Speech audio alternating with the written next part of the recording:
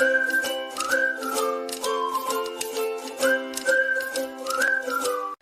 Friends, ఇదేంటో తెలుసా? మునగాకు పప్పు అండి. మొన్నేమో గోంగూర పప్పు చేసావు, ఇప్పుడు మళ్ళీ మునగాకు పప్పు అనుకుంటున్నారా? ఈ ఎండకి ఏం చేయాలి చెప్పండి? పిల్లలు వచ్చేసరికి మిట్ట మధ్యాహ్నం అనమాట, ఫుల్ ఎండలు ఉంటున్నాయి. మనం ఏదైనా గ్రేవీ కర్రీ ఉన్నా వాళ్ళంత ఇంట్రెస్ట్గా తినట్లేరు అనమాట.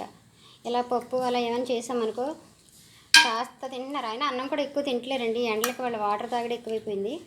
గోంగూర పప్పు లాగా ఉంది కానీ ఇది మునగాకు పప్పు అమ్మా. మంచిది. మంచిదంట. చూసారా, ఒక రకంగా ఏది నచ్చదు మా అన్న పిల్లలకైతే. ఇంకోటి ఏంటంటే ఫ్రెండ్స్, మునక్కాయల కంటే మునగాకు హెల్త్కి చాలా మంచిదంటండి. ఒకవేళ ఎక్కడైనా దొరికితే తెచ్చుకొని వండుకోండి. నేను ఎప్పుడప్పుడు మునగ చెట్లు పెంచుకుంటూ ఉంటాను.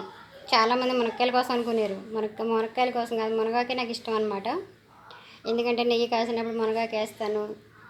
అప్పుడప్పుడు మునగాకుతో నాకు రెసిపీ చేయడం చాలా ఇష్టం అన్నమాట. సో అందుకని చేశాను. మీకు కూడా నచ్చితే ట్రై చేయండి. సేమ్ నిన్న గోంగూర పప్పు ఎట్లా చేశానో అదే ప్రాసెస్లో చేశారనమాట. నచ్చితే ఒక లైక్ వేసుకోండి ఫ్రెండ్స్. ఈ వీడియో చూసిన మీ అందరికీ థ్యాంక్ యూ సో మచ్ అండి. బాయ్.